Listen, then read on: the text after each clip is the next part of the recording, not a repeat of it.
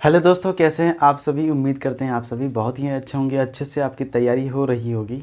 आज मैं बताने वाला हूं भारत के राष्ट्रीय उद्यान नेशनल पार्क्स ऑफ इंडिया। ठीक है, तो टोटल लगभग 104-5 के आसपास है नेशनल पार्क्स, लेकिन उनमें से जो कुछ इंपॉर्टेंट है जो अक्सर एग्ज़ाम में पूछे जाते हैं, उन्हीं में से मैं चुनिंदा राष्ट्रीय उद्यान जो है लेकर के आया हूँ। और सबसे पहले राष्ट्रीय उद्यान के बारे में कुछ बातें, जो कॉन्सेप्ट है, मूल कॉन्सेप्ट, उसको मैं बताने वाला हूँ।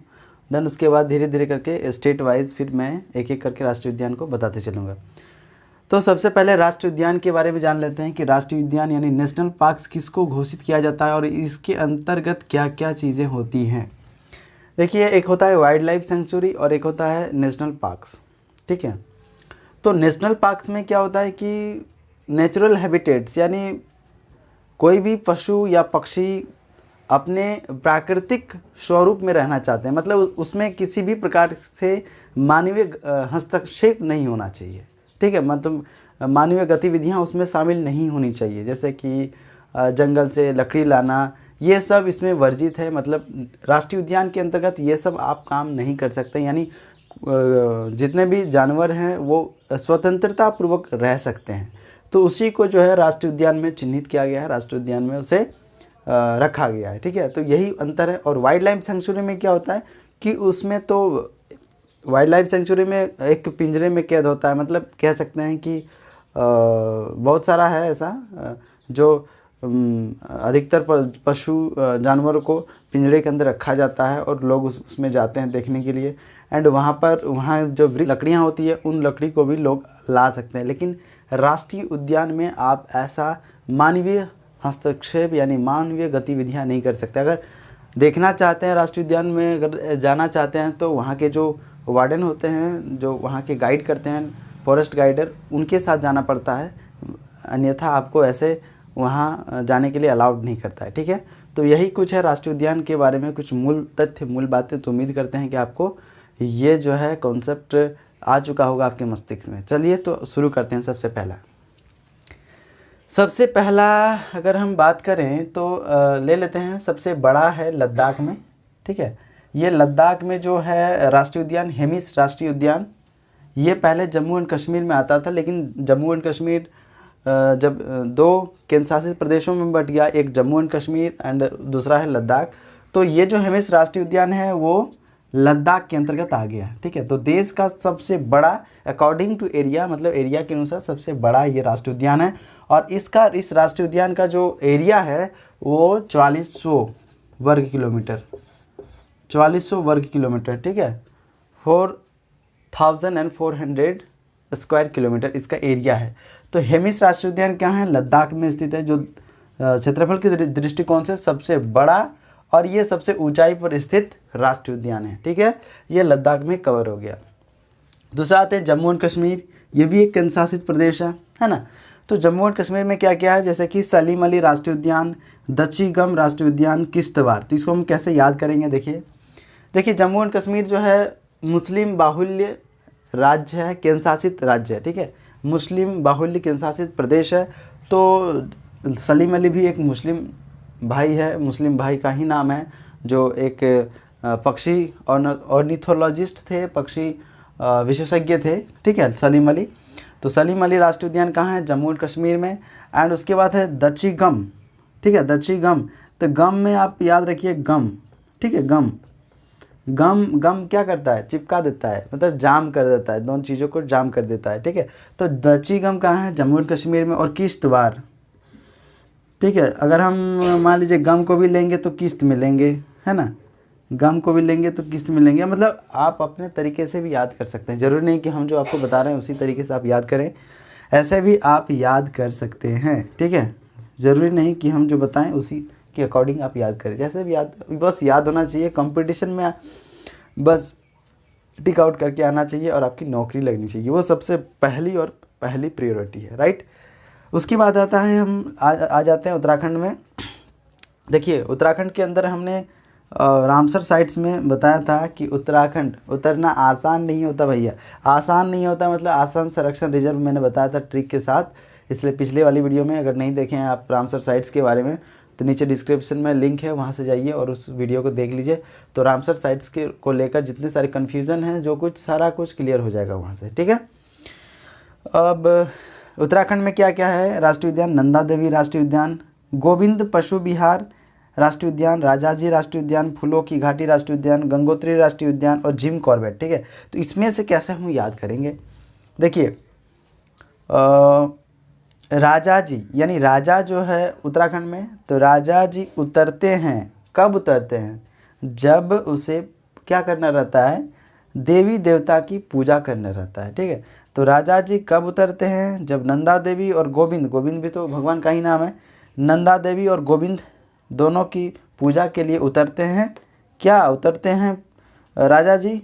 देवी देवता की पूजा के लिए, यानी नंदा देवी और गोविंद पशु विहार। और पूजा कैसे करते हैं ना? फूलों से करते हैं, फूलों की घाटी, ये भी हो गया, ठीक है। और गंगोत्री, तो गंगोत्री वहाँ है ही, है ना, गंगोत्री वहाँ है ही। तो गंगोत्री ऐसे ही याद कर लीजिए, गंगोत्री राष्ट्रीय उद्यान कहाँ है? उत्तराखंड में, ठीक है। ये तो रहा ट्रिक के साथ, ठीक है। मतलब राजा जी उतरते हैं, क्यों उतरेंगे राजा जी? ना देवी और देवता की पूजा करने के लिए। और देवी देवता की पूजा कैसे करेंगे? फूल से करेंगे, फूल चढ़ा के, ठीक है। तो नंदा देवी, गोविंद पशु विहार, राजा जी राष्ट्रीय उद्यान, फूलों की घाटी राष्ट्रीय उद्यान, ठीक है, और गंगोत्री राष्ट्रीय उद्यान, ये कहाँ है? उत्तराखंड में, राइट। यहाँ तक तो क्लियर हो गया। अब जो सबसे इम्पॉर्टेंट बन जाता है वो है जिम कॉर्बेट राष्ट्रीय उद्यान।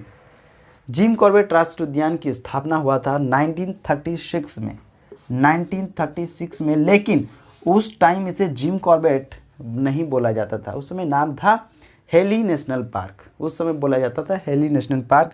और इसी जिम कॉर्बेट से होकर के रामगंगा नदी बहती है, ठीक है। तो हेली नेशनल पार्क पहले बोला जाता था 1936 में, जब ये इस्टेब्लिश हुआ था ये राष्ट्रीय उद्यान, उस समय हेली नेशनल पार्क बोला जाता था। देन उसके बाद 1954-55 में इसका नाम बदल गया और रामगंगा राष्ट्रीय उद्यान हो गया, ठीक है।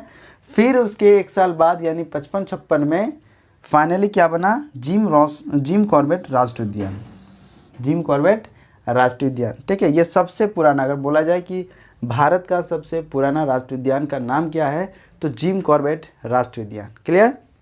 चलिए अब आते हैं कर्नाटक के अंदर। कर्नाटक में ये कुछ फेमस है, जैसे कि बांदीपुर राष्ट्रीय उद्यान जो बहुत ज़्यादा फेमस है। कुद्रेमुख तो आप लोग जानते ही हैं, कुद्रेमुख फेमस है वहाँ। अंसी, बन्नेर घाटा और राजीव गांधी नागरहोल। देखिए ऐसे कैसे याद करेंगे? कर्नाटक यानी नाटक, है ना, नाटक। देखिए बांदीपुर, अगर किसी को बंदी बना लिया जाए तो क्या करता है? नाटक करने लगता है। बंदी कहाँ बनाया जाता है? जेल में। बंदी बना के जेल ले गए, जेल में वो बहाना करेगा, हमको छोड़ दो, तरह तरह का नाटक करने लगेगा, हमको छोड़ दो, हमको जाना है, हमको ये हो गया, हमको दर्द हो रहा है ना, बहुत तरह का करता है। तो नाटक यानी बंदी बना लेंगे तो नाटक करने लगेगा। देन उसके बाद है कुद्रेमुख। कुद्रेमुख मतलब नाटक तो करेगा ही, तो कैसा नाटक करेगा? बंदी बनाएगा तो कुद्रेमुख जैसा। कुद्रेमुख मतलब कैसा? कभी ऐसे करेगा, मेरा ये हुआ है, या फिर मान लीजिए कोई फ़ोटो वगैरह खिंचवाता, कैसे करता है? नाटक करके करता है, कुद्रेमुख ऐसे करता है, ठीक है। तो ये भी हो गया, है ना। और उसके बाद अंशी को कैसे याद करेंगे? अंशी मतलब थोड़ा थोड़ा नाटक करता है, एक ही बार में ज़्यादा नाटक नहीं करता है ना, अंश भर के नाटक करता है। उसके बाद बन्नेर घाटा। बन्नेर घाटा भी कहाँ है? कर्नाटका में, है ना, कर्नाटका में बन्नेर घाटा। देखिए नाटक करने में कोई घाटा नहीं है, अगर आप नाटक करते हैं ना तो आपको घाटा नहीं है। एक तो उसको देख के दूसरे लोग हंसेंगे तो उससे भी फ़ायदा है, नाटक ज़्यादा करेंगे तो आपको पैसा भी मिलेगा, है ना, बहुत, मतलब आप जैसे भी तरीके से जोड़ करके याद कर सकते हैं। देन उसके बाद है राजीव गांधी यानी नागरहोल, ठीक है। राजीव गांधी भी है 3 जगह, तो राजीव गांधी तो बेसिकली नहीं पूछेगा, कैसे पूछेगा ना, उसका जगह के हिसाब से पूछेगा, नागरहोल राष्ट्रीय उद्यान, ठीक है, ऐसे पूछेगा, नागरहोल राष्ट्रीय उद्यान। तो देखिए नागरहोल नगर में नाटक हो रहा है, ठीक है, और उसमें बहुत बड़ा हॉल में नाटक हो रहा है, नगर में नाटक हो रहा है और बड़ा हॉल में नाटक हो रहा है, तो कर्नाटक में नागरहोल, ऐसे भी याद कर सकते हैं, ये भी एक तरीका है। देन उसके बाद Bihar, this is the most important, Valmiki राष्ट्रीय उद्यान। देखिए वाल्मीकि जो थे ऋषि मुनि थे, क्या वो सबको बाहर से अंदर आने देते थे कि नहीं मुझे गुरु मेरे मतलब आपके शरण में मुझे जाने दीजिए शिक्षा दीक्षा लेने के लिए? तो सबको आने के लिए नहीं मना करते थे। बाहर से सबको आने का वर्जित था, सबको आप अंदर नहीं आ सकते हैं शिक्षा दीक्षा लेने के लिए। तो बाहर से वाल्मीकि जी, ठीक है, बाहर से वाल्मीकि जी मतलब बिहार से वाल्मीकि, ठीक है, वाल्मीकि राष्ट्रीय उद्यान, ठीक है। अब आते हैं उड़ीसा।